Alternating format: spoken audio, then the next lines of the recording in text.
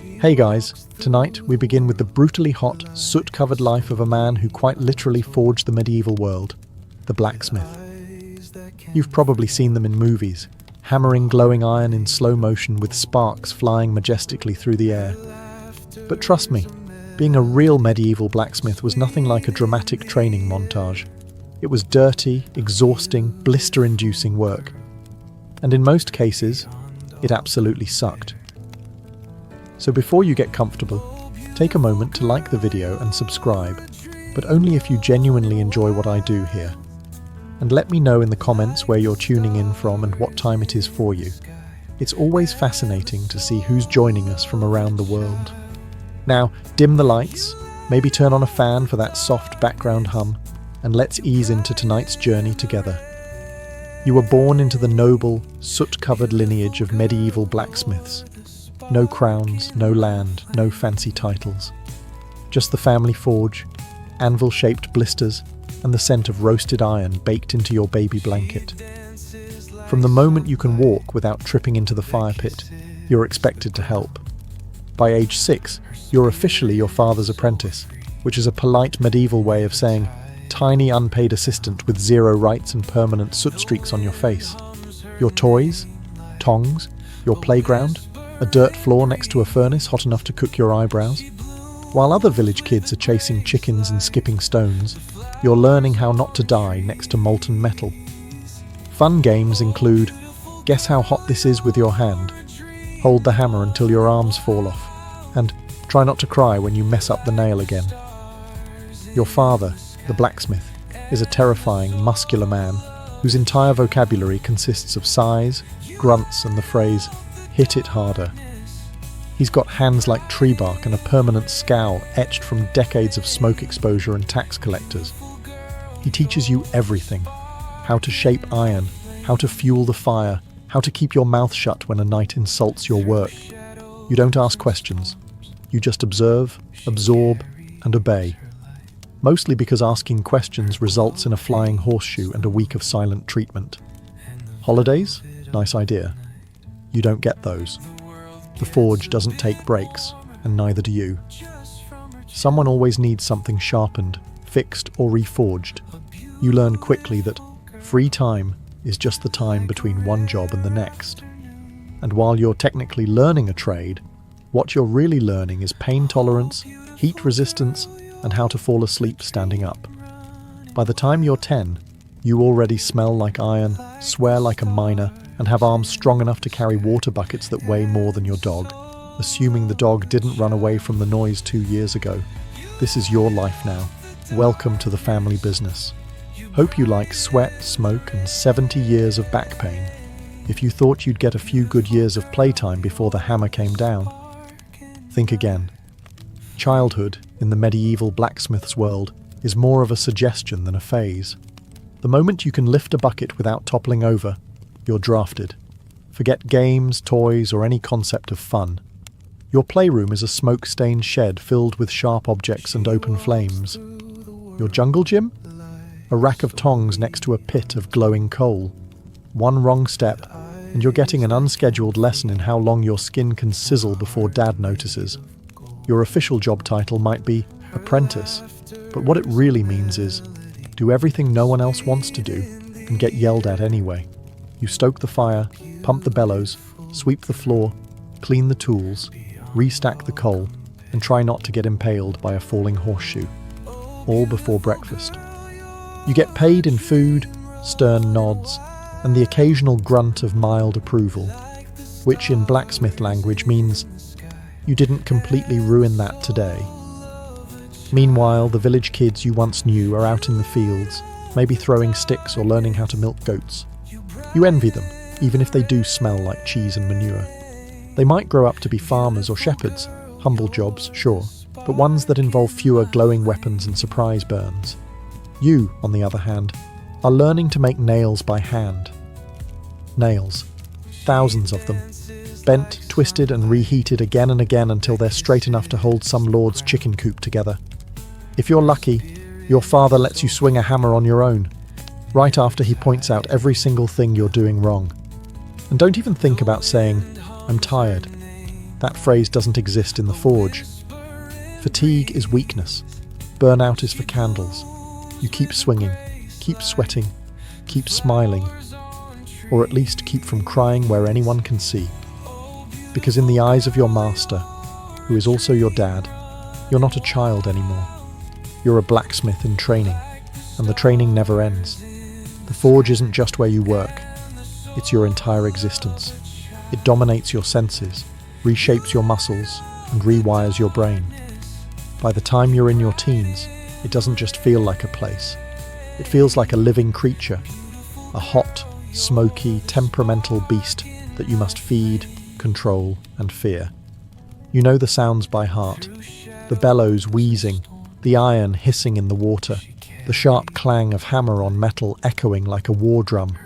There's a rhythm to it, like some brutal medieval symphony, and your body moves in time with it, whether you're awake or half asleep. You stop noticing the heat after a while.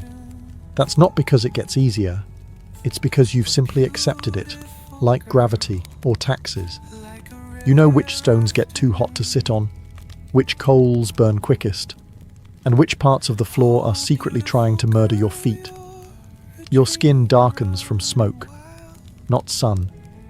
Your clothes, the same soot-stained tunic and leather apron you wear every day, smell like a mix of scorched wool, grease and desperation. You don't own many things, but you do own this forge. Not on paper, mind you.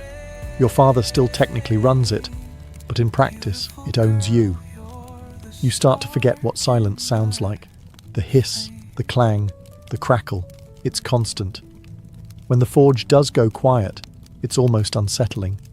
You find yourself twitching like you're missing a beat in a song you've been forced to memorize since childhood. Your friends, assuming you've kept any, barely see you. He's probably at the forge becomes your default status. You're not a blacksmith, you are the forge, a two-legged extension of fire and steel, and strangely, a part of you starts to love it. Not the burns, not the blisters, but the feeling when the shape finally comes out right, when the horseshoe fits, when the blade gleams, when the metal bends to your will. For a moment, you're not just a kid covered in soot, you're a creator, a crafter, a necessary gear in the medieval machine. Then the moment passes, the next order arrives, and the fire roars again. Time to get back to work. By the time your friends are just starting to grow into their teenage limbs, yours already feel like they've been through a siege.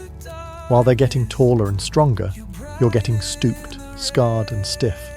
Your arms are thick, but not in a heroic knight lifting a sword way, more like teenager who's been repeatedly attacked by anvils. Your back? A tragedy, hunched from hauling metal and leaning over the forge for hours a day. Your knees? They creak when you crouch. Your shoulders pop every time you lift a hammer, which is every few seconds. So now that's just part of your personal soundtrack. And your hands? Let's talk about your hands. You used to have fingers. Now you have iron-tipped claws. They're blistered, cracked and stained with soot so deep, even the Nile couldn't wash it off. Cuts are common, burns are daily, and your fingernails? Half of them are permanently blackened or missing.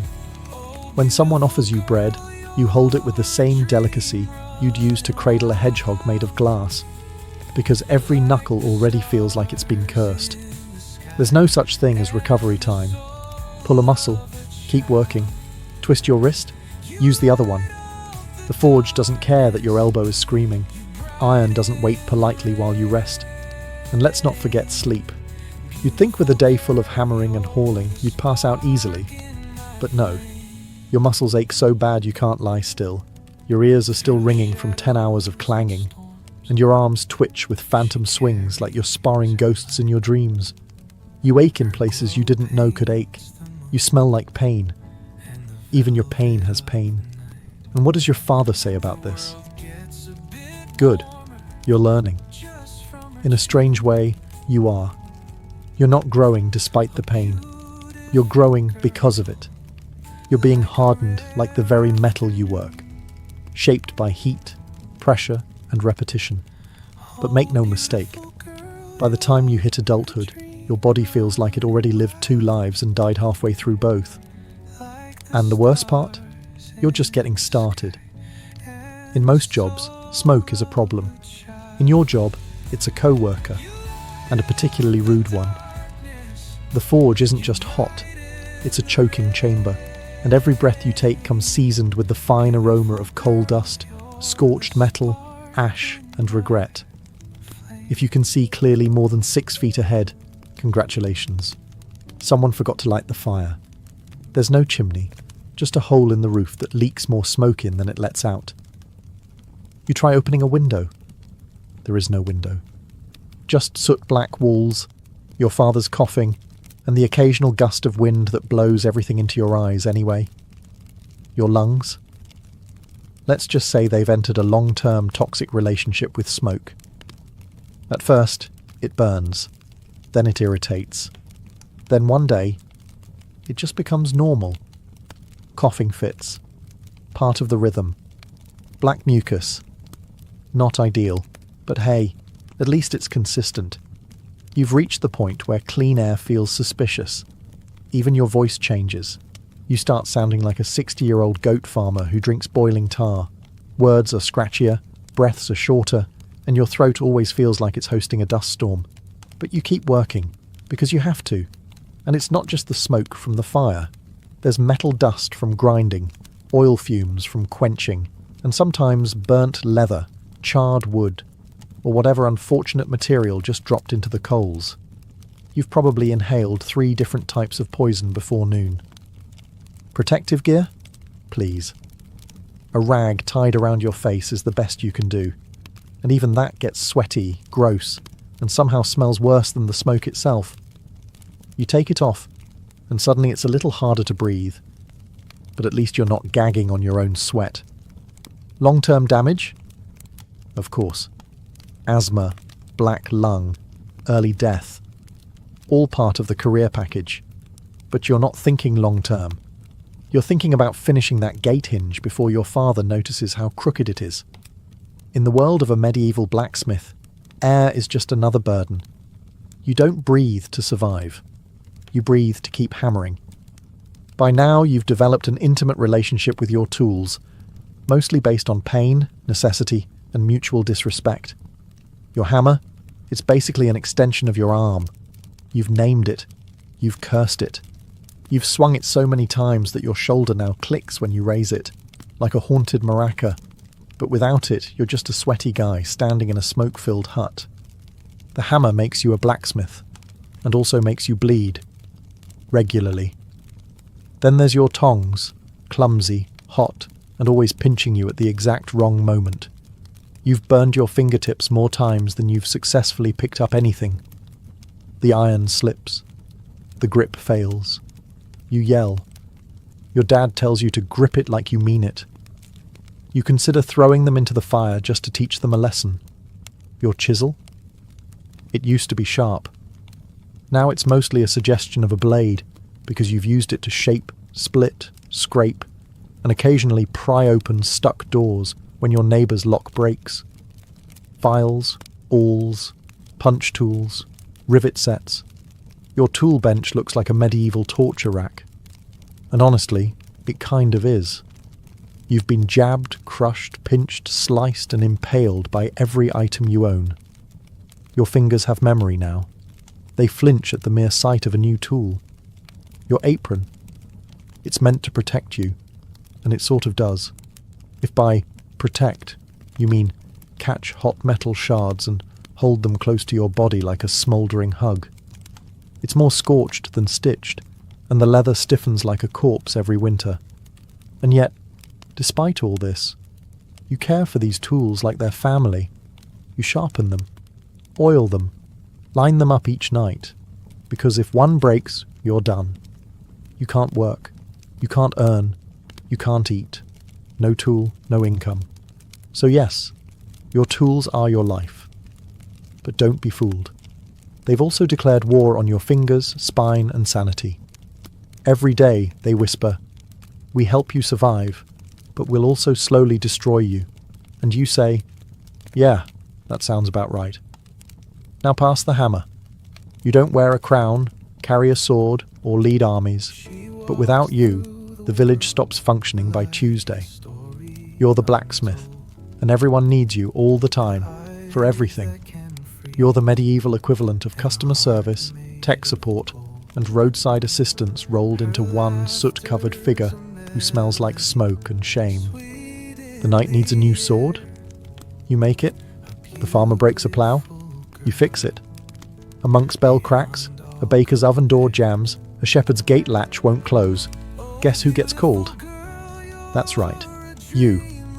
Every single time. And they all act like you've just been waiting for their problem. They show up unannounced, mid-swing, covered in mud and entitlement.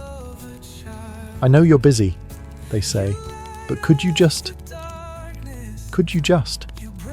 The phrase that haunts you. But here's the best part. You never get thanked. They assume it's your duty, that you were born to serve. If their hoe works, their door closes, or their shield holds, they nod and walk away like you were the lucky one. As if you should be honoured to repair their rusty bucket at sunset for half a loaf of stale bread. Payment? Often inconsistent. Sometimes in coin, sometimes in goods, sometimes in promises they forget by next market day. One man paid you with a dead chicken good for soup. It wasn't. You're also the go-to fixer for problems that don't belong to you. Bent hinges from someone sitting on a gate. You fix it. Broken dagger from a drunk fight. You fix it. Mysterious piece of iron no one can identify, but absolutely must be fixed. Yep, still you. Yet, when the village praises anyone, it's the knight, the priest, or the miller with the extra fat goat. You, your background noise, a necessity, a reliable tool, not a person. But here's the secret. You know they couldn't last a week without your work. Their fields would stall, their homes would fall apart, their horses would limp. And while they may not sing songs about you, their entire world is quietly held together by your hands. You'd think peace would be good news. No raiders, no bandits, no screaming noblemen demanding a new sword by sundown. But for you, peace is terrible for business. Because you, the blacksmith, may work on ploughs and hinges, but what really pays the bills is war. When there's fighting, everyone needs you. Weapons, armor, arrowheads by the hundreds. Even horseshoes wear down faster under the weight of panicked cavalry charges. You're flooded with work, the forge burns brighter, the coins roll in. You may be exhausted, but your belly is full, and your debt to the alehouse, momentarily forgotten. But then the war ends. The local lord declares a truce, the knights stop marching, and suddenly your orders vanish. No more swords, no more helmets, just a farmer asking if you can sharpen a sickle, and maybe accept 3 onions as payment. And sure, you can make household goods, cauldrons, door handles, cooking spits, but there's not much profit in it. Everyone wants you to work like a wizard, but they want to pay you like a stable boy. You become a negotiator, a beggar, and a merchant all at once, haggling for decent wages like your forge is a stall at market, and don't even think about raising your prices. People look at you like you just cursed their cow. But you're just hammering metal, they say, as if molten iron bends itself into shape while singing church hymns. You start to miss the chaos. Not the blood, not the burning villages, but the steady flow of orders. The purpose, the rush. When knights lined up outside your forge with dented shields and coin purses ready, you mattered. Now, you're making keys for locked doors no one locks, patching pots that should have been thrown out, and fixing tools so old they belong in a museum, not a field. Peace, for everyone else, means safety and rest. For you, it means economic anxiety and hunger. And deep down, though you'd never say it out loud, part of you whispers, wouldn't mind a small skirmish. Just a little one. Maybe a minor border dispute. Because when swords break, you eat. Some jobs have an end, a clear finish line, a task completed, followed by rest, applause, or at least a warm bowl of stew. Blacksmithing is not one of those jobs. Your work is never done. Not today, not tomorrow, not even in your dreams. You fix one thing, and 3 more break. Patch a gate hinge? The wheel falls off the cart. Finish a batch of nails? Someone shows up demanding 10 more. But longer this time, and also, I can't pay you until harvest. You rise before the sun and go to sleep long after it disappears behind the trees. And even then, your brain keeps hammering. You dream of bellows, sparks, and that one customer who still owes you a half dozen eggs and a thank you. Even the quick jobs never are. A villager walks in holding a mangled rake. It just needs a little fixing, they say. But you know, that's 2 hours of reshaping, reheating, hammering, and nodding politely as they ask, "Is it ready yet?" every 5 minutes. And just when you think you can finally sit, maybe drink something that isn't lukewarm and smoky, your apprentice comes running. The farrier's ill. You need to shoe the horse. Of course you do, because you're the blacksmith. And around here, blacksmith means everyone else's last resort. The forge demands attention constantly. The fire won't stoke itself. The tools rust if ignored. Your anvil shifts in the summer heat. Your bellows crack in the winter cold. Everything is either falling apart or threatening to. Even holidays don't stop the work. Sunday is technically a day of rest, unless, of course, someone's ox cart breaks on the way to market. Then suddenly, you're in your apron, half awake, praying the priest doesn't walk by while you're hammering on the Lord's day. You don't keep a to-do list. That implies there's a point when it'll all be crossed off. There isn't, because blacksmithing isn't a job. It's a cycle. Work, fix, repeat, until your body gives out, or your hammer does. And the worst part, you kind of love it. You'd think that pounding hot iron all day would earn you at least 2 things, a good meal and a solid night's sleep. Wrong. In the life of a medieval blacksmith, food and rest aren't guaranteed. They're luxuries, like clean water or polite customers. Let's talk food first. You work from sunup to sundown, burning calories like a runaway horse. And what do you get? A piece of coarse bread, a bowl of cold pottage that might contain yesterday's turnip, and maybe a bit of salted pork if it's a special day, which it isn't. You eat standing up, one hand still clutching tongs, the other shielding your food from the forge's ash. Meals are rushed, conversations are grunts. And if someone knocks on the door mid-bite because their latch is stuck, guess what? That stew's going cold. You don't eat to enjoy. You eat to survive. Fuel in, hammer out. Now let's talk sleep, or the cruel parody of it. When you finally crawl into bed, your hands are throbbing, your back feels like it lost a bar fight, and your ears are still ringing from a full day of iron symphonies. Your bed? A straw-stuffed sack that's either too lumpy, too flat, or full of mysterious crawling things. Your blanket? A scorched wool sheet that smells faintly of forge smoke, old ale, and regret. And just as your eyes are closing, your brain remembers that order you forgot to finish, or that hinge that cracked weird, or the payment you still haven't received for that wagon wheel 3 weeks ago. Sleep becomes a negotiation. You lie awake, tossing, turning, calculating how long you can delay repairs without someone banging on your door at dawn. And don't forget the midnight surprises. Someone's horse throws a shoe, a storm rips a door off its hinges, or a noble's sword urgently needs sharpening before a hunt. Because obviously, you don't need rest.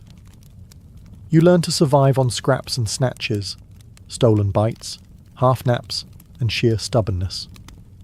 Because in your world, productivity comes before nourishment, deadlines before dozing. Food and sleep aren't breaks from the job. They're intermissions between hammer swings. You'll eat when you can, sleep when you're allowed, and hope the fire doesn't go out while you're dreaming.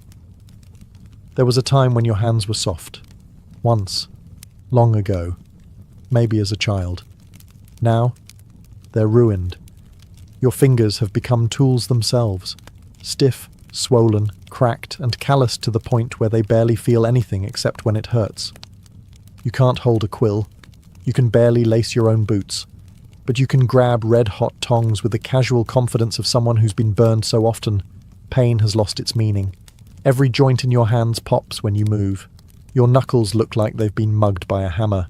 Your palms are a map of blisters, old, new, layered like tree rings. Need to figure out what season it is? Just check the blister count. More than 5. It's summer. You've lost fingernails. More than once. Some came off clean. Others didn't. You once crushed your thumb so badly it turned black for 2 weeks. You didn't stop working. You just switched hands and grunted more than usual.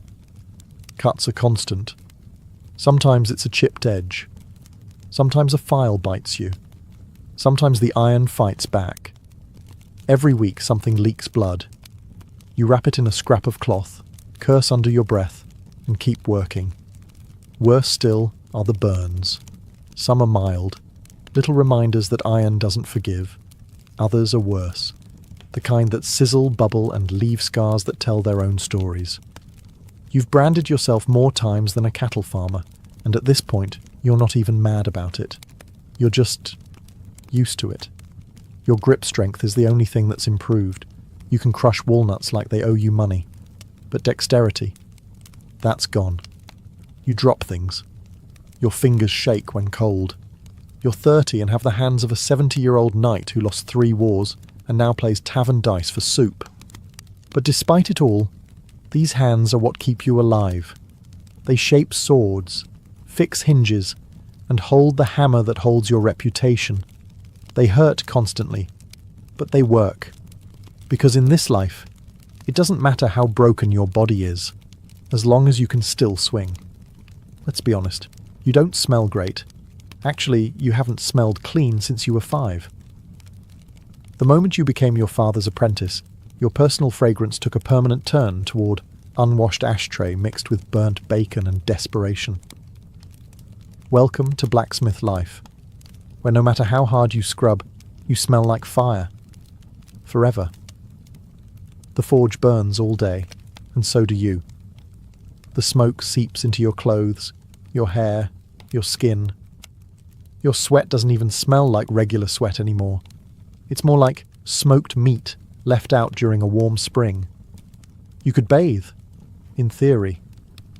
But baths are rare, water is cold, and you're working 6 days a week, covered in soot, grease, and coal dust, before the sun's even fully up.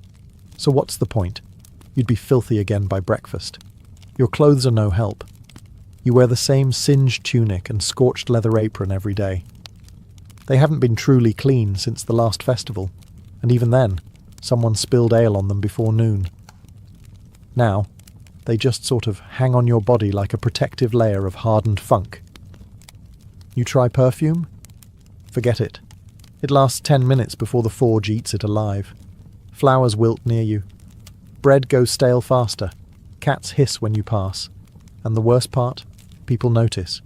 You walk into the tavern and the crowd parts like the Red Sea. The innkeeper already knows to seat you in the corner, near a window if possible. Not out of courtesy, but survival.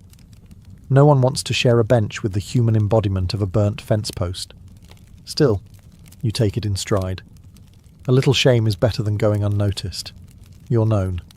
People say, "That's the blacksmith," with a mix of respect and nasal discomfort. You may not be the most charming man in town, but you're definitely the most aromatic. Besides, smelling like fire means you've been working. Smelling like iron means you've been crafting. And smelling like sweat-soaked leather dipped in soot and regret? Well, that just means you're a professional. You didn't choose this life. The forge chose you, through your father's calloused hands, and the iron expectations passed down like a rusty heirloom. And now, you're doing the same. Your son doesn't play with wooden swords or run wild through the fields. He fetches coal, pumps the bellows, holds the tongs steady while sparks rain down and you mutter, "Don't flinch." He's maybe 7, but already smells like burnt metal and wet burlap. You feel a bit guilty, but only a bit. Because you're not being cruel. You're preparing him. This is the trade. This is survival. He watches you swing the hammer, and you see the way he stares. Wide-eyed, half in awe, half in fear. You remember that look. It's the same one you used to give your father. back when he seemed like a mountain. Now you understand he wasn't made of stone, just exhaustion and responsibility. You teach the boy everything. How to gauge heat by colour, how to tap, not slam, how to listen to the metal. You shout sometimes, more out of habit than anger. Hold it right. That's too cold. Don't cry, it's only a burn. You try to soften things when you can. A story by the fire, a piece of dried fruit when you can afford it. But tenderness doesn't last long in the forge. There's too much work to do. His hands will soon look like yours. His back will ache before his voice cracks. He'll learn to sleep through ringing ears and wake up before sunrise without being told. He'll outgrow his shirt, but not the burn marks. And when you finally fall apart, knees, shoulders, lungs, he'll carry the hammer you can no longer lift. People might say it's unfair, that the cycle should end. But this is how it's always been. A lineage of soot, steel, and survival. You're not just passing down a trade, you're passing down a legacy, a forge that never cools. So yes, you raise your son to do it all again. Not because you're cruel, but because someone has to keep the fire going. You've spent a lifetime standing too close to fire, swinging too much iron, and breathing too little clean air. It was never a question of if your body would fail, just when. And now, it's happening. Your knees creak like wooden doors in a storm. Your back refuses to straighten. Your fingers, once strong enough to bend steel, now tremble when you lift a cup. The forge still roars, but your arms won't answer. The hammer feels heavier every day, as if it knows it's nearly time to leave your grip. You don't go out in a blaze of glory. There's no heroic finale, no ballad. You simply slow down. You start handing tasks to your son. You sit more, watch more. He asks you questions, and for the first time, you struggle to remember the answers. The villagers start going to him now. They still nod respectfully when they pass you, but they talk to your boy. He's the one with the calloused hands now. The burns are fresh on him. The ache of the craft has shifted to new shoulders, and quietly, you're proud. You were never wealthy. You never owned land or books or fine clothes, but you were necessary. You kept swords sharp, wheels turning, gates swinging, and farms working. The world didn't thank you often, but it moved because of you. You likely won't see 50. Most blacksmiths don't. The damage piles up, lungs blackened from years of smoke, joints ground down like iron on stone, heart worn out from constant heat and effort. But when you're gone, your work stays. Nails in church doors, blades at noble hips, horses shod and ready to ride. You leave behind no titles, just tools, scars, and a son with a hammer. And that, in your world, is enough. They may bury you in a simple grave, no gold, no statue. Just a name carved in wood, and a forge that still burns in your memory. But every clang that echoes through the village long after you're gone, that's the sound of you, still working. You were never a knight. You didn't ride into battle with banners flying or wear polished armour that caught the sunlight. But you made that armour. You didn't farm the land, but you made the ploughs that carved it. You didn't bake the bread, but you forged the oven doors. You didn't build the castle, but every nail in its beams, every hinge on its gates, they were touched by your fire. You were a blacksmith. And in the medieval world, that meant everything. While nobles argued and kings changed crowns, you stood by your forge, day in, day out, shaping the world piece by piece. 1,000 small things, rivets, hooks, braces, buckles, nothing that draws a crowd, everything that holds the world together. Your life was loud, but your legacy is quiet. No one wrote songs about your hammer. No bard praised your tongs. But every working wheel, every unbroken sword, every barn door that swings instead of falling, that was you. People walked past your forge and saw smoke. They smelled sweat and soot and assumed that was all. But inside? Inside was a symphony of heat and steel, of creation and endurance. You didn't just forge iron, you forged civilization. One horseshoe, one blade, one nail at a time. And now, long after your hands have gone still, the fire continues. Your son lifts your hammer. Your grandson learns the heat. Your name might fade from memory, but the tools you built carry on, passed from hand to hand, generation to generation. You were never crowned, never honoured, never celebrated. But without you, nothing moved. No carts rolled, no armies marched, no homes were secured. You were the foundation beneath the history books, the ember glowing beneath the stories of kings. And that matters more than anyone ever said aloud. Because in a world made of wood, stone and willpower, you were the fire, the silent spark that turned raw ore into progress. You weren't just part of the world, you kept it turning. Long before alchemy was associated with secretive European laboratories and robed mystics whispering over bubbling flasks, it was something far more sacred and far more ancient. Its true origin lies not in medieval Europe, but in the shimmering heat of ancient Egypt, where transformation wasn't a trick of science, but a divine principle etched into every corner of life and death. The ancient Egyptians had a word for it, chemia. Derived from chem, meaning black land, it referred to the dark, fertile soil left behind by the annual flooding of the Nile. But this wasn't just a poetic nickname for their geography. It held deep spiritual meaning. To the Egyptians, black was the colour of potential, of richness, of raw matter waiting to be transformed. And so, the land of Egypt itself became a metaphor for the transformative power of nature. This is where the word alchemy, alchemia, would eventually be born. But alchemy in Egypt wasn't just about turning base metals into gold. That obsession came later. For the ancient Egyptians, alchemy was everywhere. It was in the ritual of mummification, where the body of the dead was carefully preserved, transfigured, and prepared for eternity. It was in the temples, where priests blended oils, herbs, and minerals into sacred elixirs. It was in the stars, in the soil, in the very act of cooking bread and brewing beer. Transformation, they believed, was the language of the gods.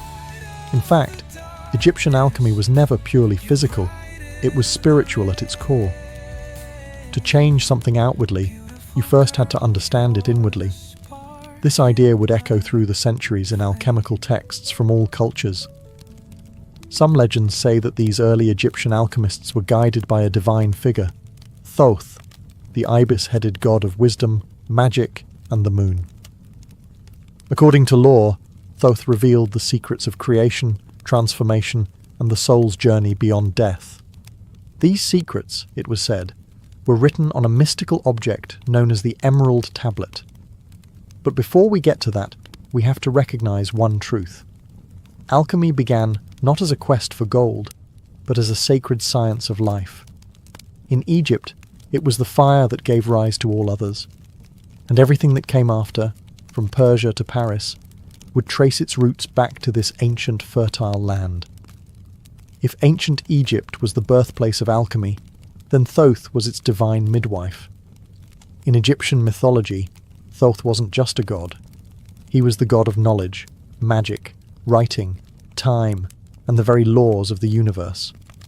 With the head of an ibis and a moon disk above him, Thoth stood for equilibrium. And in a world obsessed with order and transformation, he was the sacred scribe of all hidden truths. According to myth, Thoth didn't just teach alchemy, he embodied it. The Egyptians believed he had authored thousands of books filled with divine wisdom. Most of these were never meant for mortal eyes. But one fragment of his knowledge would change history. The mysterious Emerald Tablet.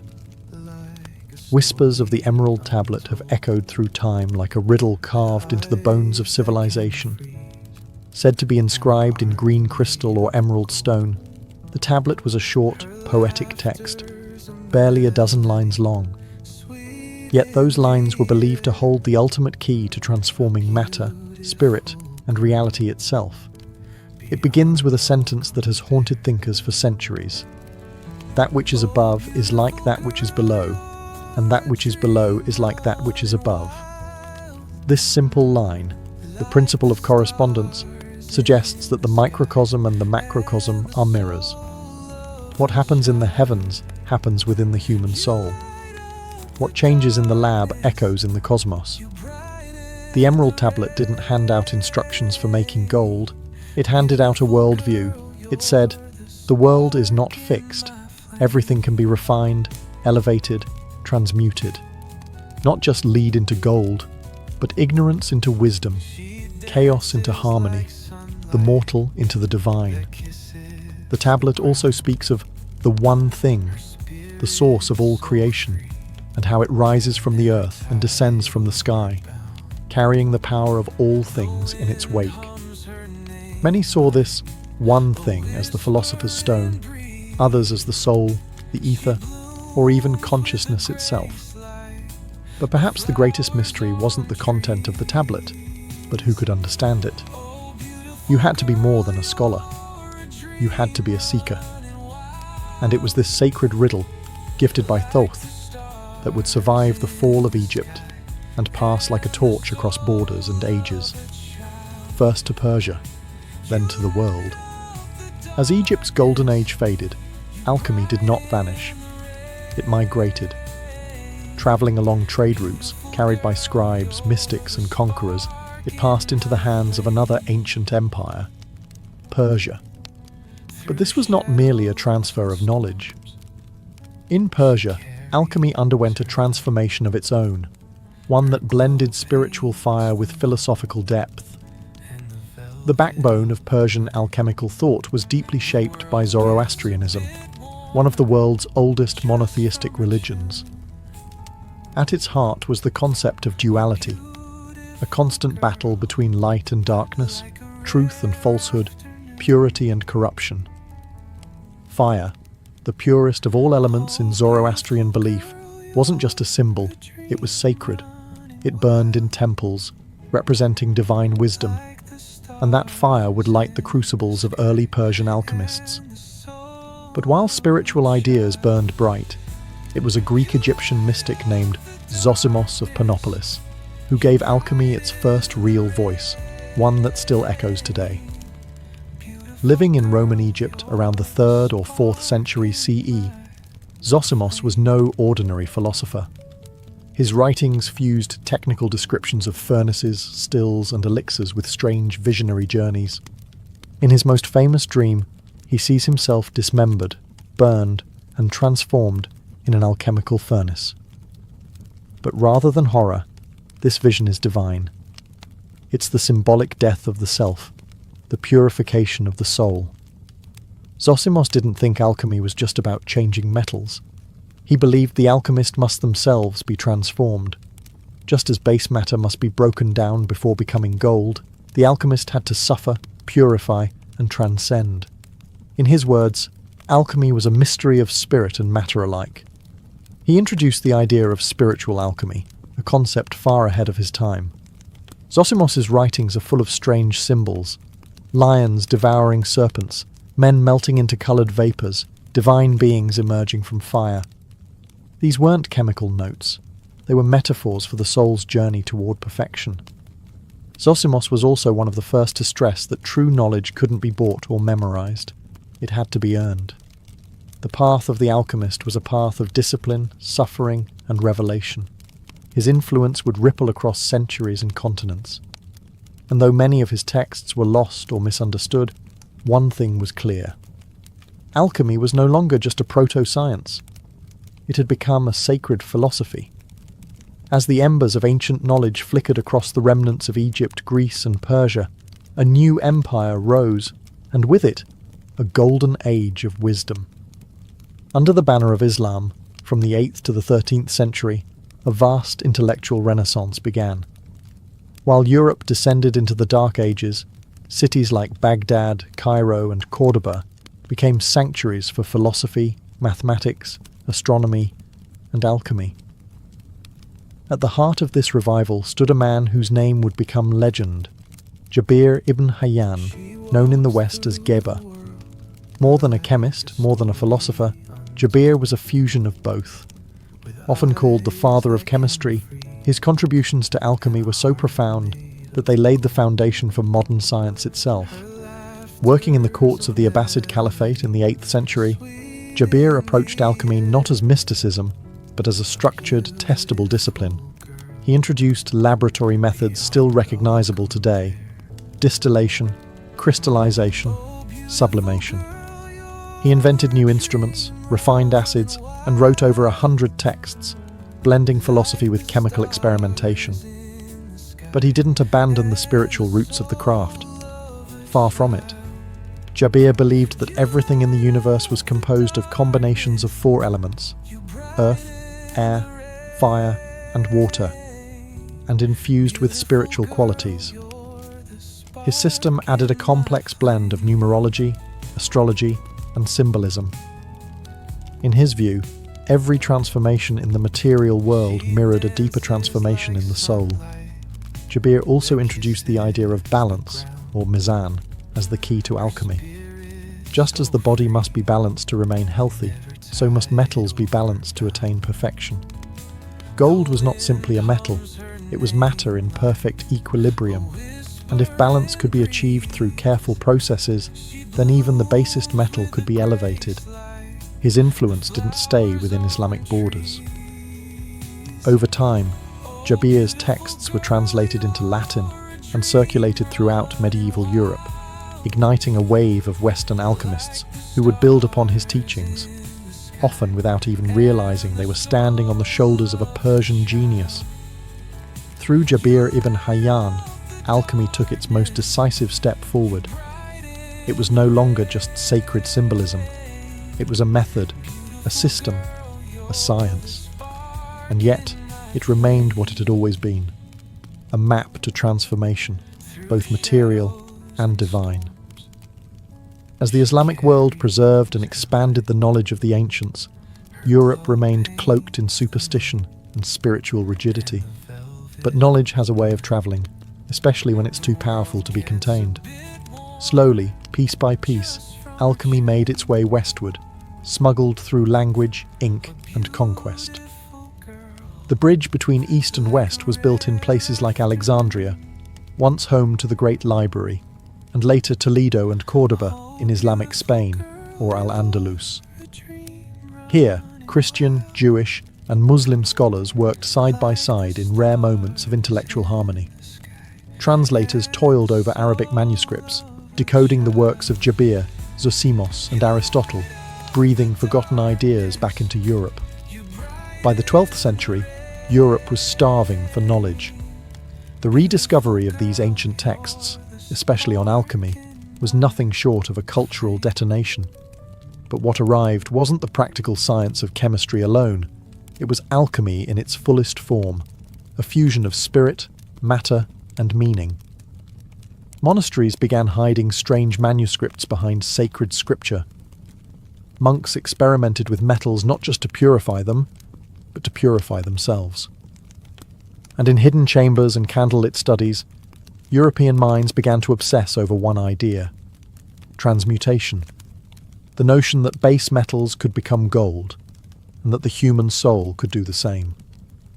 One of the most influential texts to reach Europe was the Turba Philosophorum, or Assembly of the Philosophers, a mysterious dialogue among ancient sages discussing the secrets of nature.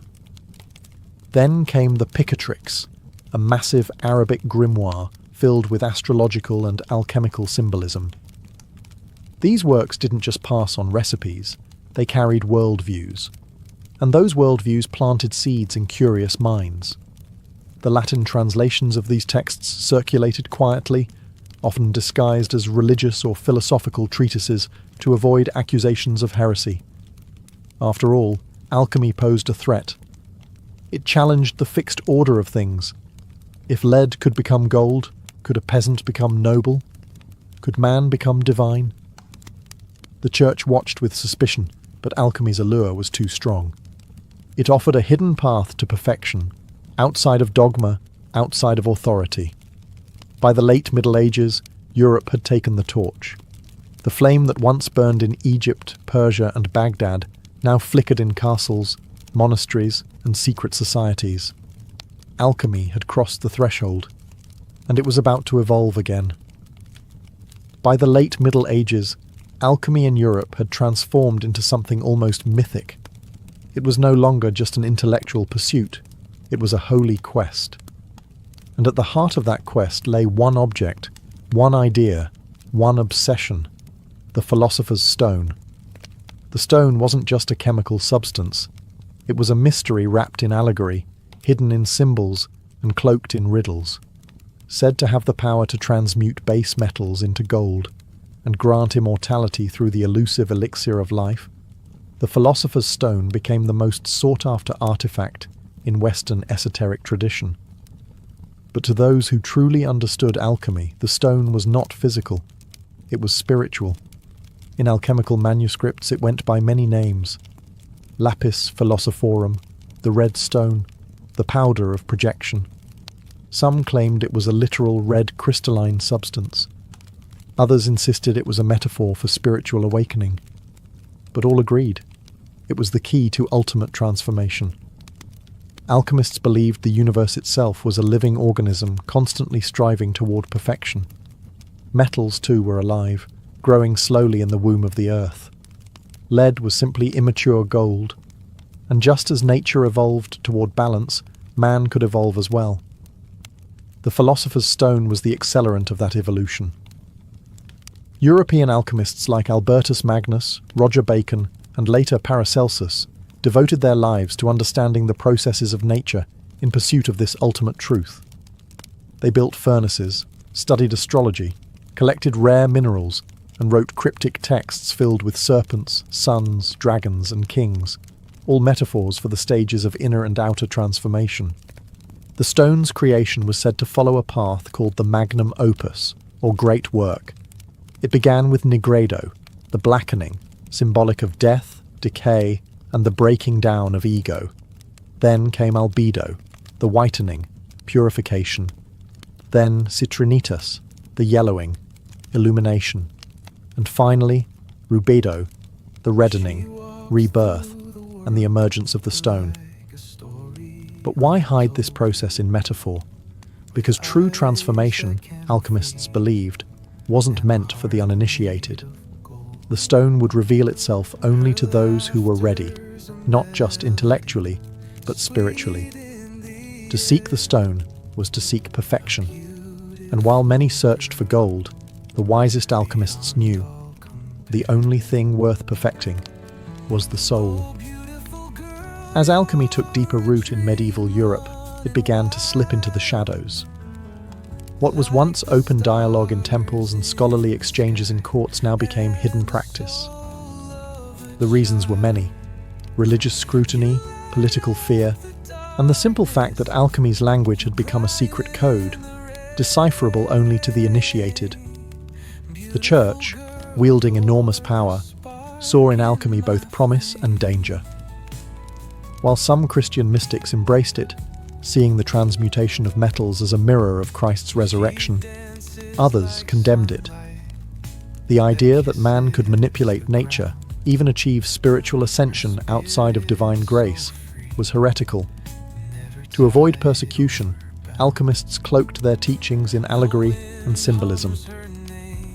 Thus began an era where alchemy went underground, hiding in secret societies, coded manuscripts, and obscure symbols that only insiders could interpret.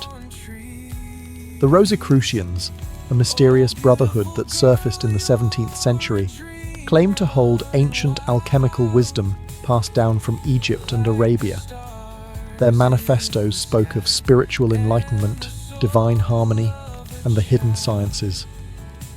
Though no one could prove their existence, their ideas spread like wildfire, inspiring generations of seekers. Then there were the Freemasons, whose roots trace back to stone builders, but whose rituals echo deeply with alchemical philosophy: purification, transformation, inner light. Whether or not they practiced alchemy in the literal sense, their symbolic language aligned perfectly with its aims: the building of the perfect self. Alchemy also found refuge in books of secrets, texts like the Mutus Liber, which contained no words, only a series of strange, symbolic images meant to communicate the great work without uttering a single sentence. Other manuscripts were written in green language, a form of wordplay, puns, and poetic double meanings that concealed their deeper truth. The alchemist's life had become one of duality, outwardly a scholar, physician, or monk, quiet, obedient, inwardly a revolutionary, chasing the divine through fire and metal, spirit and stone. The very secrecy that threatened alchemy also preserved it. Like a fire buried beneath ash, it smouldered unseen, passed down from master to apprentice, generation to generation. And in these quiet shadows, alchemy continued to evolve, not just as an early science, but as a living philosophy. One that would soon encounter its greatest challenge, the birth of modern chemistry. By the 17th and 18th centuries, a quiet revolution was brewing, one that would both inherit and bury the legacy of alchemy. The Age of Enlightenment had arrived. The mysticism and metaphor that once cloaked alchemical thought were no longer welcomed in scholarly halls. In their place came a new language, empiricism, logic, and repeatable results. Alchemy's successor had arrived. Its name was chemistry. This wasn't an abrupt execution. It was a slow, methodical transformation. Many of the earliest chemists were, in fact, alchemists. They simply shifted focus. The goal was no longer spiritual perfection or the transmutation of souls, but measurable change. No more dragons and black suns, just beakers, balances, and precise documentation. One of the final nails in the coffin came with Robert Boyle, often called the father of modern chemistry. In his 1661 book, The Skeptical Chemist, Boyle argued that matter was made up of atoms and that chemical reactions could be explained without mystical forces. He didn't mock alchemy, but he stripped it of its esoteric language. Boyle believed in the alchemist's power to transform, but insisted it must be explained through natural laws, not allegory. Soon after, Antoine Lavoisier would discover the role of oxygen in combustion and disprove the ancient theory of the four elements: earth, air, fire, and water. The periodic table would follow. Laboratories became secular temples of knowledge. Alchemy, with its hidden codes and sacred metaphors, was seen as outdated, an embarrassment to real science. But here's the paradox. Chemistry owed its very existence to alchemy.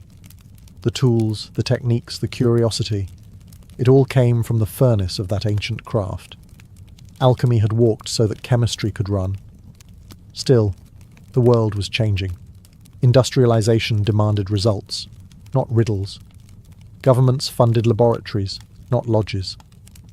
The philosopher's stone was replaced by the microscope, the alembic by the Bunsen burner. What was once sacred had become material. Yet, not all was lost. In hidden corners and quiet minds, alchemy still breathed. Not as a science, but as a symbol of transformation, of unity, of the eternal dance between matter and spirit. And while the world turned to chemistry for answers, some still looked to alchemy for meaning. Because some fires never go out. They just burn beneath the surface. Alchemy may have vanished from the halls of science, but it never truly died. Instead, it transformed, just as it always taught that all things must. What began in the tombs of Egypt, refined in the fire temples of Persia, and encoded in the hidden texts of medieval Europe, didn't simply disappear. It evolved, splintering into chemistry, psychology, medicine, and even modern spirituality. Its outward form was shed, but its inner message endured. In the 20th century, a new kind of alchemist emerged, not with a furnace, but with a notebook and a mind full of dreams. Carl Jung, the Swiss psychologist, rediscovered the hidden wisdom of alchemy and gave it new life. He argued that the ancient alchemists weren't just transforming metals, they were unconsciously mapping the human psyche. The blackening, nigredo, was depression. The whitening, albedo, was insight. The reddening, rubedo, was the birth of a unified self. The philosopher's stone, Jung said, was individuation, the process of becoming whole. Alchemy, it turned out, had always been about more than gold. Today, we see its fingerprints everywhere, in self-help books preaching transformation, in stories of heroes who descend into darkness to return reborn. In the very language we use, words like refine, distill, purify, all echoes of the alchemist's path. Even in science, the spirit of alchemy lingers. Chemists still transmute elements in nuclear reactors. Physicists speak of dark matter and unified fields, with the same wonder alchemists once had for ether and quintessence. The search for the fundamental building blocks of the universe continues, only the language has changed. But perhaps the true legacy of alchemy lies in its insistence on wholeness. It never separated spirit from matter, or science from mystery. It taught that the transformation of the world begins with the transformation of the self, that behind every experiment was a sacred question. Who are you becoming in the process? In a world driven by speed, by technology, by the cold precision of data, alchemy whispers an ancient truth, that to change anything truly, you must also be willing to change yourself. And so, the alchemist's fire still burns, not in crucibles, but in hearts, waiting, calling, transforming. Because alchemy was never just a science, it was a mirror. At first glance, Cappadocia seems like a surreal painting, its surface dotted with towering stone chimneys and rippling ridges carved by wind and time. Tourists marvel at the strange beauty above, but what most never realize is that the real wonder lies beneath their feet. Deep under this Turkish landscape is a forgotten world, a labyrinth of subterranean cities stretching for miles. These aren't simple caves or makeshift shelters. They're entire urban complexes hidden underground, complete with residences, chapels, wells, food storage, stables, and even schools. Some go down as far as 18 stories, housing thousands of people in the shadows of the earth.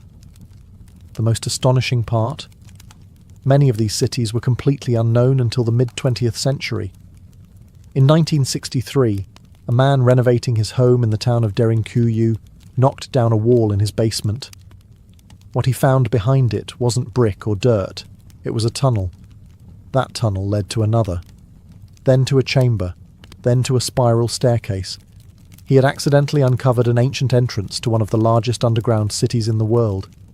It was as if an entire civilization had chosen to vanish beneath the ground, leaving behind no sign except silence. But Derinkuyu was just one of many. Over the decades, archaeologists have identified hundreds of underground settlements throughout Cappadocia, at least 40 major ones, interconnected through narrow corridors and secret escape routes. These weren't random burrows. They were deliberately planned and engineered. Massive stone doors could seal off passageways from the inside. Ventilation shafts brought fresh air from the surface. Wells tapped into underground aquifers, ensuring fresh water even under siege. Why would anyone build something so elaborate under the earth? That question has haunted historians for years. Theories abound. Were these cities hiding spots from invading armies, monastic refuges, secret spiritual sanctuaries? Or were they something far older, far stranger? Whatever the reason, one thing is clear. Cappadocia wasn't just a region, it was a refuge.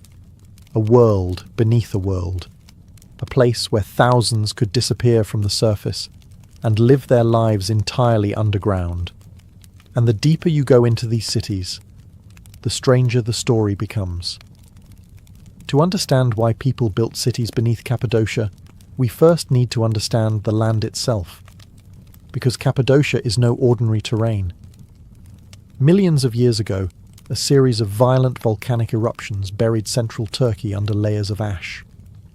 That ash hardened into a soft, porous rock known as tuff, a material light enough to carve with basic tools, yet strong enough to hold its shape over centuries. Rain and wind shaped it into strange formations. Fairy chimneys, conical towers, mushroom-like spires. The entire region looked like something torn from a dream, or a different planet. But ancient people didn't just marvel at the rock, they worked with it. early settlers realized that this volcanic stone was a gift. They could carve out homes, chapels, storage rooms, even entire complexes without lumber or bricks. And unlike surface dwellings, these stone chambers stayed cool in the scorching summers and warm during freezing winters. Above ground, they carved churches into cliff faces. But below ground, that's where the real magic happened. It likely began with simple caves, small hideaways to store food, to escape heat, or to shelter from storms. But over time, as threats grew and communities expanded, those caves grew too. They evolved into interconnected rooms, then levels, then networks, and once the digging started, it didn't stop. Entire societies vanished beneath the soil, carving deeper and deeper, not randomly, but with intention. Tunnels connected homes to kitchens, stables to wells, rooms to chapels. They created ventilation shafts that reached the surface and filtered fresh air through multiple stories. They even dug vertical staircases wide enough for people and livestock, yet narrow enough to defend. What's truly incredible is how ancient these structures may be. While many underground cities were expanded during the Byzantine era, some archaeologists believe that the original levels, especially in places like Derinkuyu and Kaymakla, could date back to the Hittite Empire, or even earlier, around 2000 BCE. This land invited transformation, and the people of Cappadocia responded by shaping it, not with machines but with patience, vision, and survival in mind. The earth wasn't just a foundation, it was a shelter, a fortress, a second sky, only inverted and filled with secrets. But what exactly were they hiding from? That's the question we explore next. Beneath the quiet town of Derinkuyu lies something extraordinary. A city, not above the earth, but deep beneath it. A city that no one even knew existed until 1963, when a man doing simple renovations in his home knocked down a wall and found a dark tunnel stretching beyond sight. That tunnel led to chambers. The chambers led to corridors.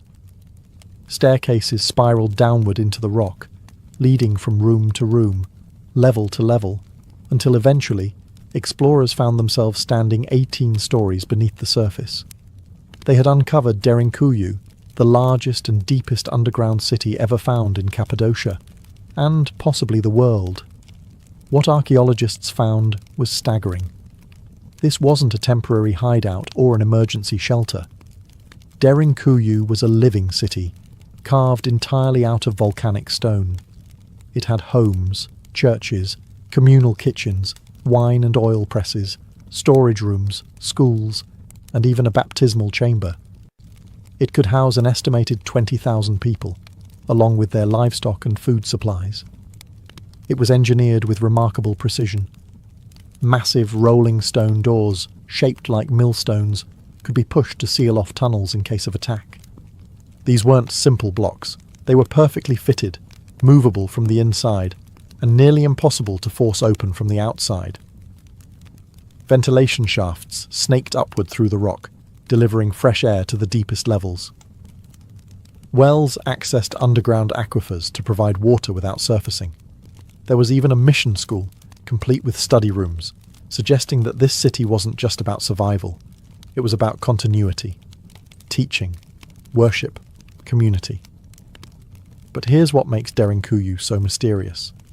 We don't really know who first built it, or why. Some believe it was expanded by early Christians fleeing Roman or Arab persecution. Others argue the foundations are far older, perhaps dating back to the Phrygians, or even the Hittites, thousands of years before Christ. Why go to such extraordinary lengths to disappear underground? Was it to escape invaders, as many believe? Or was the threat not human at all? Derinkuyu holds no inscriptions, no names, no definitive timeline. Just rooms, tunnels, and questions. And even today, much of it remains unexplored. Because the deeper you go, the less it feels like a city, and the more it feels like something else. To build downward is far more complex than building up. There's no sunlight, no scaffolding, no wide open skies. just solid stone and shadow. And yet, the architects of Cappadocia's underground cities didn't just dig. They designed with remarkable intelligence and precision, creating spaces that could support thousands of lives for months, maybe even years at a time. These cities weren't chaotic tunnels burrowed in panic. They were carefully planned systems, layered like an onion, each level with a distinct purpose. Living quarters were closer to the surface, allowing quicker access to the outside when danger passed. Deeper levels housed kitchens, workshops, food storage, and livestock pens, strategically placed to reduce the risk of contamination or fire spreading through the city. One of the most ingenious features was the ventilation system. Long vertical shafts were carved through the rock to allow air to circulate through as many as 18 underground levels. Some shafts were over 50 meters deep, yet so well placed that fresh air could reach even the lowest chambers. Without fans, without electricity, just gravity and brilliant design. Water was another key to survival. The cities were built around natural aquifers. Wells could be accessed from within, ensuring that even in a siege, residents wouldn't need to emerge for water. In some cities, the well shafts were sealed off from the surface entirely to prevent poisoning by attackers.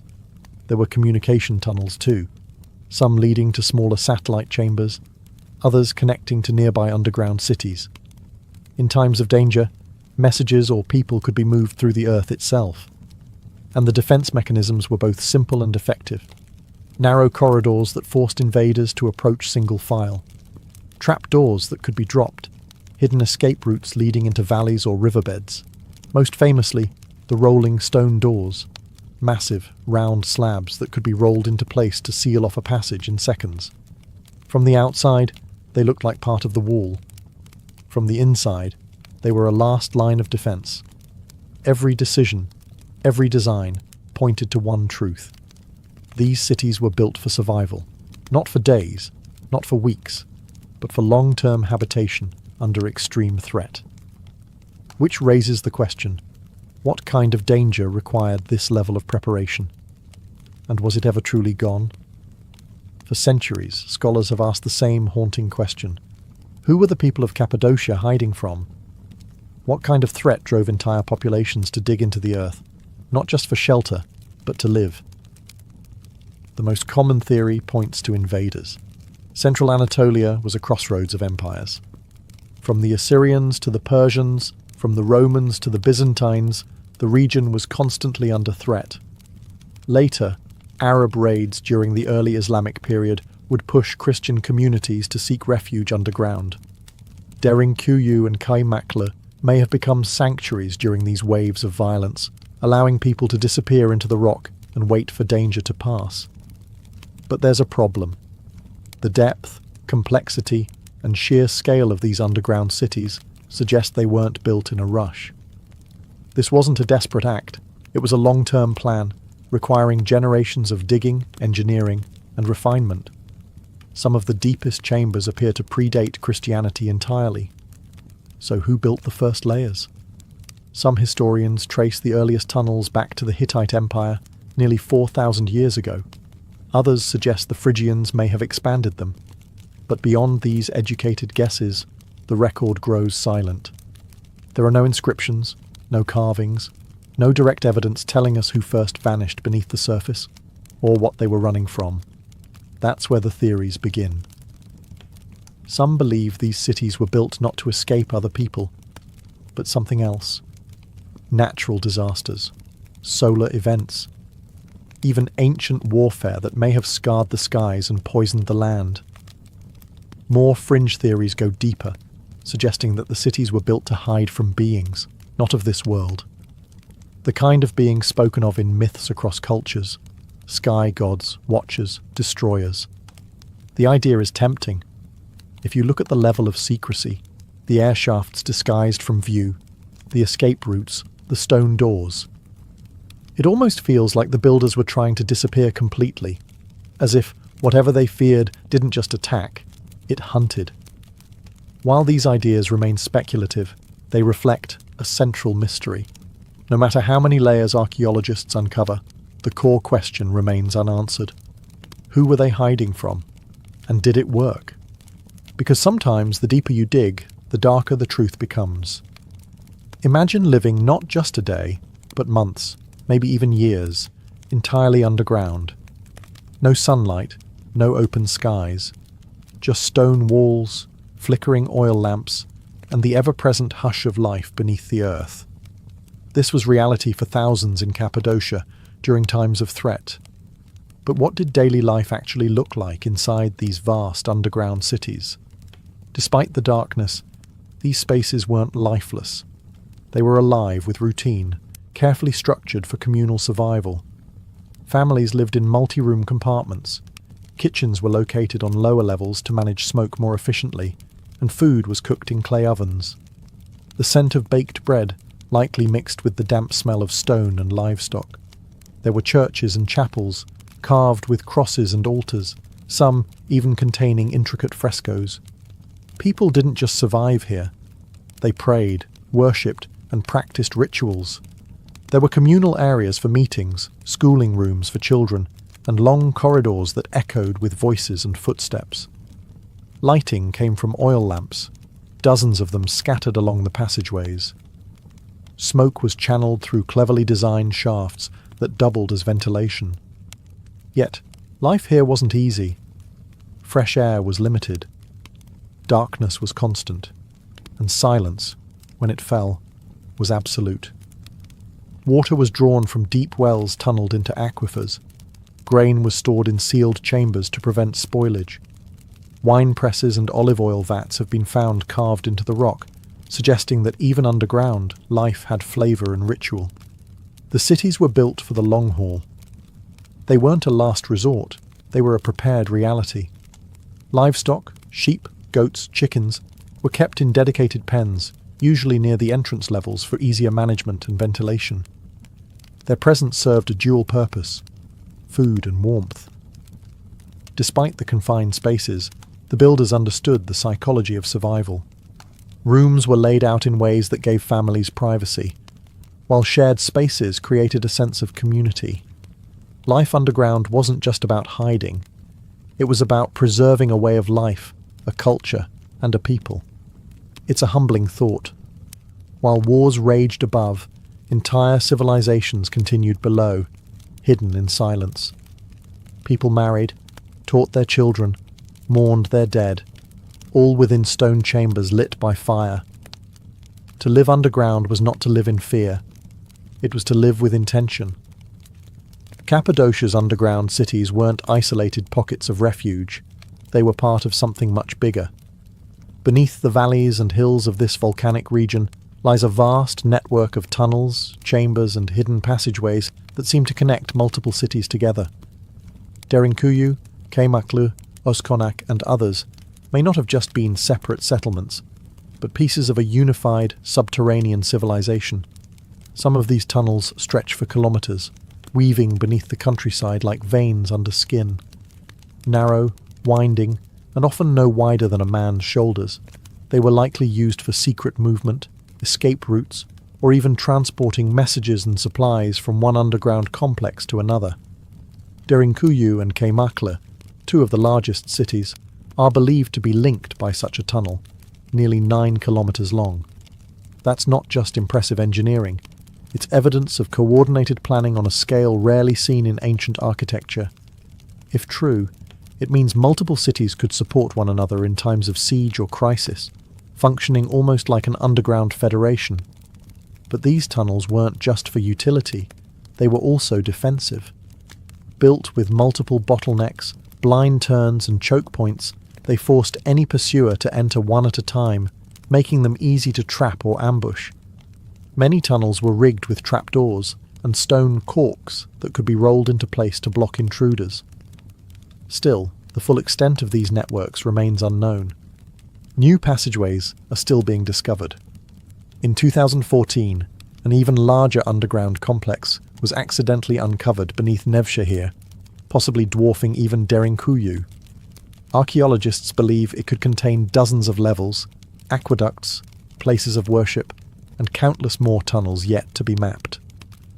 What were these tunnels truly for? Were they simple escape routes? or the infrastructure of a society built to live without ever being seen.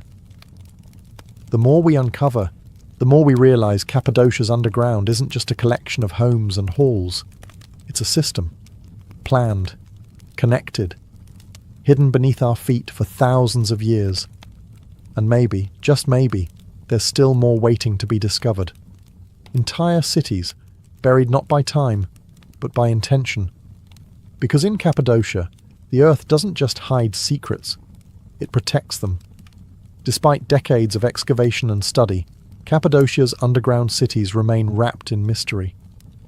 The stone walls may be silent, but the questions echo louder than ever. Not just how they were built, but why. And when historical answers fall short, myths and alternative theories rush in to fill the void. One of the most enduring questions is about the true age of these cities. Conventional archaeology ties their major expansion to the Byzantine period, when Christians sought refuge from invading forces. But some researchers believe that the earliest tunnels and chambers are far older, possibly dating back 4,000 years or more. If that's true, what kind of threat existed so long ago that would drive people underground? Enter the theories. Some suggest these subterranean cities were emergency shelters from natural cataclysms, massive floods, solar flares, volcanic winters, or ancient climatic disasters. The layout of the cities, self-sufficient, hidden, and sealed, could be interpreted as long-term survival bunkers, prepared for environmental collapse. Others look to cosmic explanations. Ancient astronaut theorists argue that early civilizations may have built these cities to hide from entities they described as gods, beings who descended from the sky and ruled with fearsome power. Could the underground cities have been a shield from something not of this earth? One local legend speaks of giants that once roamed the surface, driving people below. Others tell of fire from the heavens and enemies that came with burning eyes. To the modern ear, these may sound like metaphors, or memories distorted by centuries of oral tradition. But they hint at something terrifying enough to push entire cultures into the rock. There are also theories tied to the symbolism of the earth itself. In some ancient traditions, descending into the ground represents a journey into the underworld, a metaphorical death and rebirth. Were these cities spiritual sanctuaries, places of ritual transformation? Or were they never abandoned, but forgotten on purpose? The truth is, no single theory explains it all. The scale, the age, the precision, it doesn't fully fit into our existing historical framework. And maybe that's the most unsettling part. Because sometimes what lies hidden isn't just history. It's the edge of something we were never meant to understand. Today, visitors to Cappadocia walk through dreamlike landscapes, over valleys carved by wind, past fairy chimneys glowing orange in the evening sun.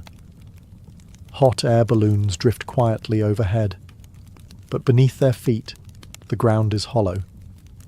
Beneath the beauty lies a world carved in darkness, one still holding its breath after thousands of years.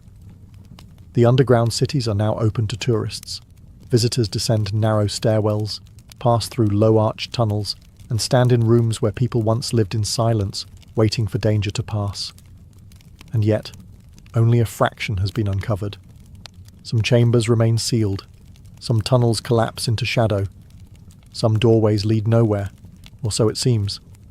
These aren't just ruins. They're testaments. Proof that people will do whatever it takes to survive, to protect their children, to preserve their beliefs, to vanish when the world turns hostile. And in that act of vanishing, they left behind a kind of message, not written in language, but in stone. We don't know their names, we don't know their stories, but we know this. They were planners, engineers, visionaries. They created something that could endure centuries of silence, something that might have been meant never to be found. Cappadocia reminds us that history isn't always on the surface. Sometimes the most profound truths are buried, on purpose, hidden from conquerors, hidden from the curious, hidden, maybe, from time itself. And what remains? Mystery. Mystery in the perfect fit of the rolling stone doors. Mystery in the air shafts that still pull wind from the deep. Mystery in the miles of unexplored tunnels, still untouched, still dark. Maybe the real purpose of Cappadocia's underground world will never be known. Maybe it isn't meant to be. But as you walk through those chambers, with the weight of rock above and the silence pressing in, you feel something ancient stirring, a presence, a whisper, not of fear, but of endurance. Because when the world above was chaos, the people of Cappadocia looked down and chose to survive, in the dark, together. And the earth, it seems, has kept their secret well. To the ancient world, sleep was not an escape from reality. It was an entryway into something deeper.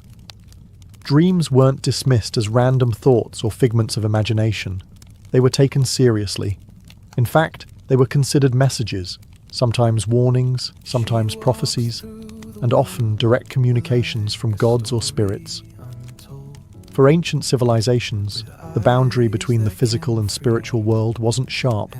It was porous, and in sleep, that boundary grew thin. The act of dreaming was sacred, mysterious, and often terrifying. It was during those quiet, vulnerable hours of the night that the divine could reach into the human mind. And what it whispered, or roared, could shape the course of a king's decision, a priest's ritual, or a city's fate. In almost every early culture, from the river valleys of Mesopotamia to the temples of Egypt and the academies of Greece, dreams held an elevated status. People believed they were being visited, not by fantasy, but by real forces with real consequences. Dreams could foretell war. They could reveal betrayal. They could offer healing or demand sacrifice. Ignoring a powerful dream wasn't just seen as foolish, it was dangerous. The dreamer, then, was not just a sleeper. They were a messenger, a vessel temporarily opened to cosmic truths. And in some cases, that dreamer became a prophet, chosen by the gods. Entire professions were devoted to understanding dreams. Priests, shamans, oracles, and seers all learned to read the symbols that emerged in the night. A snake in a dream could be a symbol of transformation or a deadly omen. A rising sun could promise victory or deception, depending on the context. Each culture had its own codes, but the belief was universal. Dreams mattered. Even today, fragments of that ancient wisdom linger. We speak of following our dreams or waking up to a realization. But in the ancient world, dreams weren't poetic expressions. They were maps, warnings, sacred intelligence delivered while the conscious mind slept. This was the world before Freud, before REM cycles, before science tried to measure what the ancients already feared and revered. Because to them, the dream world was real, and to walk through it was to walk with gods. The first civilization to leave written records of dreams were the Sumerians, who lived in Mesopotamia over 5,000 years ago. They didn't view dreams as random images. To them, dreams were direct transmissions from the divine, often complex, symbolic, and deeply consequential. Among the ruins of their cities, archaeologists uncovered clay tablets etched with dreams, some personal, others political. Dream interpretation wasn't a novelty, it was a structured practice, taught, studied, and respected. Sumerian kings had court dream interpreters, men trained to decipher the messages of the gods, and whose interpretations could influence the fate of entire cities. One of the most famous examples of this ancient dream culture lies within the Epic of Gilgamesh, one of the world's oldest literary works. In it, both Gilgamesh and his companion Enkidu experience vivid, symbolic dreams. Before embarking on their dangerous journey to slay the monster Humbaba, Gilgamesh dreams of celestial battles and collapsing mountains, visions his mother and priests interpret as divine warnings and veiled prophecies. These dreams weren't ignored. They were consulted as sacred guidance. The Sumerians believed that there were two types of dreams, ones sent by gods to help or instruct, and others that were empty, simply echoes of the day. Determining which was which required the wisdom of a priest or diviner, people who could read omens, symbols, and patterns hidden in the imagery of sleep. Temples often had special chambers where priests, or even kings, would sleep in hopes of receiving divine visions. This ritual practice, known later in other cultures as incubation, may have originated with the Sumerians. These sacred dreams were seen as oracles, sometimes even more trusted than waking signs. Dreams could also serve as political tools. A ruler claiming divine dreams could strengthen his legitimacy or justify major decisions. The gods told me in a dream wasn't just spiritual. It was power. In the Sumerian worldview, the universe was alive with meaning, and dreams were its language. Every image, whether a storm, a lion, or a falling star, carried cosmic significance. And in a land where gods walked among men, to dream was to listen. To ignore those dreams was to risk the wrath of the heavens themselves. To the ancient Egyptians, dreams were not just messages. They were portals, pathways to the gods, glimpses into the afterlife, and sometimes instructions for the living. In a culture obsessed with eternity, sleep wasn't merely a time of rest, it was a rehearsal for death, and dreams were communications from the realm beyond. Egyptian texts show that dreams were considered both deeply personal and powerfully prophetic. Like the Sumerians, Egyptians categorized dreams into two kinds: truth dreams, sent by the gods or spirits to guide, heal, or warn, and false dreams which were misleading, or born of bodily imbalance. Temples dedicated to gods like Serapis and Thoth were known to practice dream incubation. Worshippers would sleep within temple walls, hoping to receive divine dreams. These temple dreams were often recorded, interpreted by priests, and even carved into stone. In some cases, a person might receive not just visions, but healing through dreams. One of the most fascinating artifacts is the Ramesside Dream Book, dating to around 1300 BCE. This papyrus scroll is essentially a catalogue of dream symbols and their meanings. It lists over 100 dreams, each paired with an interpretation. For example, if a man sees himself eating crocodile flesh, it means he will gain power over his enemies. Another entry warns that dreaming of drinking warm beer means impending sorrow. These interpretations were taken seriously. Pharaohs, generals, and priests all sought the counsel of dream interpreters, who acted as intermediaries between the dreamer and the divine. Egyptian mythology also linked dreams to the ka, the soul. During sleep, the ka was believed to leave the body and travel to other realms.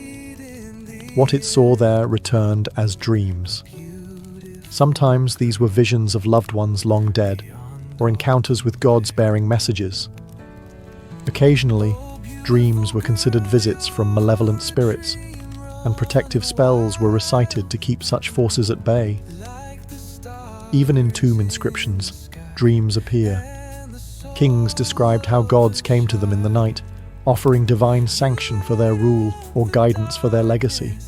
In the land of pyramids and gods, dreams weren't illusions, they were revelations, and to dream was to step briefly into the eternal. In ancient Greece, dreams occupied a space between medicine, mythology, and philosophy. To the Greeks, dreams were more than personal.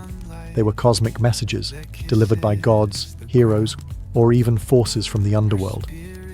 But unlike earlier civilizations, the Greeks also began to ask why we dream, planting the first seeds of psychological thought. The most sacred place for dream revelation in Greece was the Asclepion, a healing temple dedicated to the god Asclepius, the divine physician. Pilgrims came from across the Mediterranean to sleep inside these sanctuaries in a process called incubation.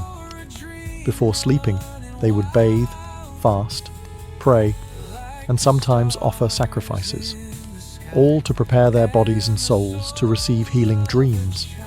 In these dreams, it was said that Asclepius himself would appear, diagnosing their illness or prescribing a cure. sometimes even performing dream surgery. Temple priests, called therapeutai, interpreted the dreams and applied treatments based on what the gods revealed. This blend of medicine and mysticism was highly respected, and it worked, or at least seemed to. The walls of Asclepions were covered in inscriptions thanking the gods for miraculous recoveries. But dreams in Greece were not only for healing, they were political and prophetic too. In Homer's epics, dreams come directly from Zeus. In the Iliad, the god sends a deceptive dream to Agamemnon to influence battle strategy. In the Odyssey, Penelope speaks of two gates of dreams, one of horn, from which true dreams emerge, and one of ivory, from which come lies. Dream interpretation became a respected craft. Philosophers like Aristotle and Heraclitus pondered the nature of dreams, wondering whether they came from divine origins or simply the stirrings of the soul. Meanwhile, Artemidorus of Daldis, a 2nd century dream interpreter, wrote the Oneirocritica, a 5-book manual on how to decode dreams based on profession, gender, status, and symbolism. His work was referenced for centuries. The Greeks believed that during sleep, the soul loosened its grip on the body, floating in a liminal state where it could glimpse deeper truths. Whether sent by gods or born from inner reflection, dreams were never meaningless. To the Greeks, to dream was not just to see visions. It was to momentarily touch the divine mind. In the ancient world, dreams weren't just reflections of the mind. They were often believed to be prophecies. Many civilizations saw the dream state as a space where time unraveled, allowing the future to bleed into the present. To dream was sometimes to witness fate before it arrived, and that knowledge carried both great power and deep responsibility. Across Sumer, Egypt, and Greece, history is filled with rulers, generals, and prophets who acted based on their dreams. One wrong interpretation could cost a kingdom. One correct reading could change the course of history. In Mesopotamia, dreams of celestial omens, falling stars, dark suns, or blood-red rivers were seen as signs of coming war or disaster. Priests kept detailed records of these dreams, looking for patterns that might predict the fate of empires. These records weren't just stored, they were consulted during times of crisis. The Egyptians also viewed dreams as divine warnings. Pharaoh Thutmose IV famously claimed his reign was foretold in a dream, one in which the Sphinx spoke to him, promising kingship if he cleared the desert sand from its body. Whether fact or political storytelling, that dream secured his legitimacy in the eyes of the people. In the Greek world, prophetic dreams played out on the battlefield and in political chambers. Before major decisions, leaders sought omens, either through dream incubation or by consulting oracles like those at Delphi, who often dreamt as part of their rituals. Even Alexander the Great was said to have dreamed of the Egyptian god Serapis before conquering Persia, taking it as a sign of divine favour. But prophecy wasn't only for kings. Everyday people also believed dreams could foretell marriage, childbirth, illness, or death. Artemidorus's Oneirocritica included thousands of such interpretations. Dreaming of losing teeth, a death in the family, dreaming of flight, a sudden change in fortune. The belief in prophetic dreams gave ordinary people a sense of access to the divine, a glimpse into the hidden threads of fate. But it also created anxiety. What if you missed a warning? What if you misunderstood? In a world where gods whispered in dreams, sleeping wasn't just a private act. It was a conversation with destiny. In the ancient world, healing didn't always come from herbs or blades. It often came from dreams. Sacred healing sanctuaries, known as dream temples, existed across many ancient cultures. Here, the sick didn't just seek medicine. They sought divine intervention. And the treatment began not with potions, but with sleep. The most famous of these were the Asclepians in ancient Greece, dedicated to Asclepius, the god of healing. But this wasn't a Greek invention alone. Earlier civilizations in Egypt and Mesopotamia also believed that dreams could reveal cures or offer spiritual purification. These temples weren't places to escape illness. They were places to encounter the source of healing, often through a divine dream. The process was called incubation. A pilgrim would purify their body through fasting, bathing, or ritual sacrifice before lying down in a sacred chamber, usually at night. The goal was simple but profound: to dream with intent, to open the self to divine contact. In these dreams, gods or spirits would appear, offering advice, cures, or even performing dream surgeries. Some dreamed of snakes coiling around their bodies, sacred symbols of Asclepius. Others saw themselves bathed in light or touched by divine hands. When they awoke, temple priests, trained dream interpreters, would listen, translate, and prescribe actions based on the dream. Sometimes it meant drinking a special brew, walking a certain path, or offering thanks with a sacrifice. In some cases, the dream itself was considered the healing. These temples weren't isolated or fringe. Thousands of people visited them. Inscriptions etched into temple walls speak of miraculous recoveries: blindness cured, fevers broken, pain lifted. Whether the healings were physical, psychosomatic, or spiritual, the power of belief and the dream was undeniable. Dream healing crossed cultures. In Egypt, people visited temples of Serapis or Imhotep, seeking similar nighttime revelations. In Mesopotamia, temples to Gula, the goddess of medicine, offered spaces for dream divination and ritual sleep. What united all these practices was a shared belief. The body and soul were connected, and the soul spoke most clearly in dreams. Healing wasn't just about the flesh. It was about harmony between the human and the divine. In these sanctuaries of silence, dreams weren't just seen as stories. They were medicine. In the ancient world, the realm of dreams was not only a place of prophecy or healing, it was also a space where the dead could speak. Many ancient civilizations believed that dreams provided a rare and sacred moment when the veil between the living and the dead grew thin. To dream of a departed loved one was not seen as a simple expression of grief or memory. It was often believed that the spirit of the deceased had truly returned, bearing messages, warnings, or unresolved requests. These dream encounters were powerful, emotional, and deeply significant. In Egypt, where the afterlife was central to belief, dreams were thought to offer a direct link to the underworld. The soul, or ka, was believed to travel freely during sleep, even visiting the dead.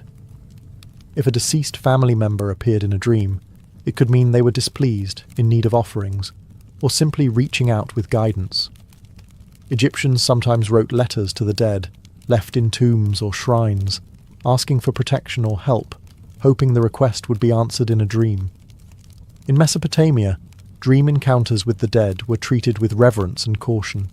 The dead were believed to retain power in the afterlife, and a dream visitation could be a sign that something was amiss, perhaps a neglected burial ritual or an unfulfilled vow. These dreams were often followed by ritual purification or offerings to set things right. The Greeks also took dreams of the dead seriously. In Homer's Odyssey, Odysseus descends into the underworld and speaks with the spirits of the fallen, a vision that mirrors what many believed could happen during sleep. The philosopher Heraclitus once said, "The waking have one world in common, but the sleeping turn aside each into a world of his own." That private world was where the dead could slip through.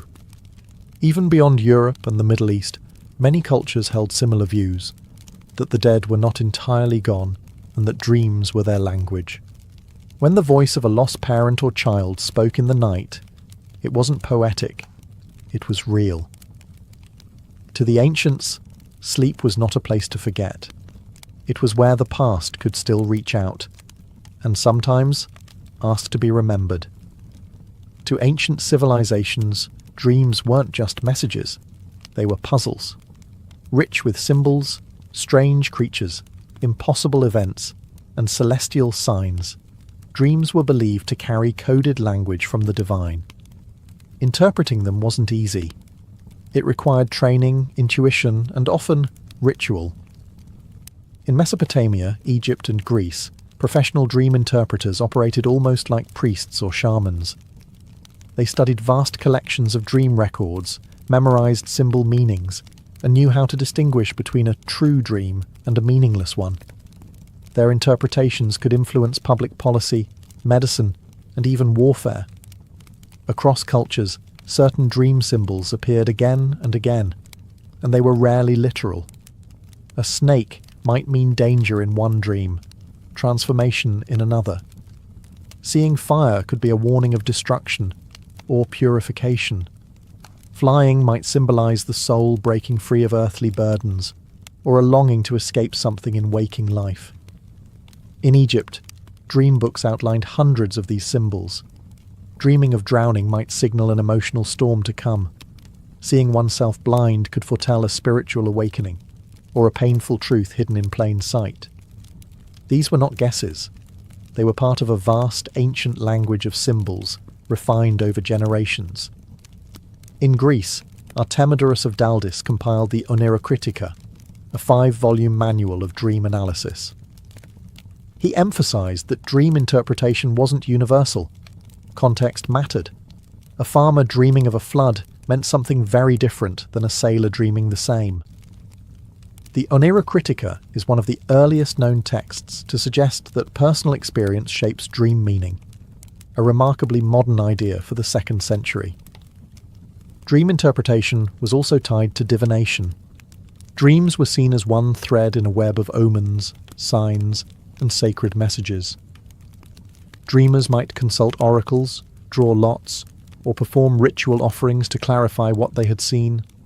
Some even kept dream journals, inscribed on papyrus or clay, not just for personal insight, but to share with their community. For ancient people, symbols weren't just subconscious images. They were keys, part of a divine language whispered in sleep. And understanding that language meant unlocking the will of the gods, the forces of fate, and the secrets of the soul. To the ancients, a dream wasn't just a story. It was a message in code, sent from the stars.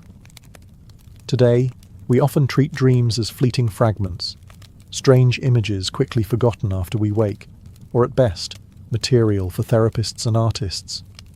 But to the ancients, dreams were far more than mental noise. They were sacred, structured, and respected. They offered guidance, healing, connection with the dead, and glimpses of the divine. Dreams were a part of the fabric of life, woven into medicine, religion, and governance. So what happened? As science and rationalism rose, particularly in the post-Enlightenment West, dreams were reclassified. No longer messages from the gods, they became neurological byproducts, electrical impulses, memory fragments, or emotional processing. The sacred became clinical. The symbolic was reduced to chemical. But even now, in moments of grief, change, or deep intuition, dreams still matter. We still search them for meaning. A dream of a lost loved one can bring closure. A recurring nightmare can reflect stress or a truth we don't want to face. Modern psychology, beginning with Freud and Jung, tried to reclaim some of that ancient understanding, recognizing that dreams hold power, even if we no longer call it divine. What the ancients understood is that the dream world is not separate from life. It is a mirror reflecting not only our fears and desires, but something bigger, something eternal. Whether it was a god speaking from the darkness, a warning about tomorrow's storm, or the voice of a parent long buried, dreams offered something society could not provide during waking hours. A conversation with the unknown. And maybe that's what we've lost. The humility to listen to what sleep might be trying to tell us. Across time and civilization, one belief remained constant. Dreams are not random. They are doors. And the question isn't whether they're real, it's whether we're willing to walk through them.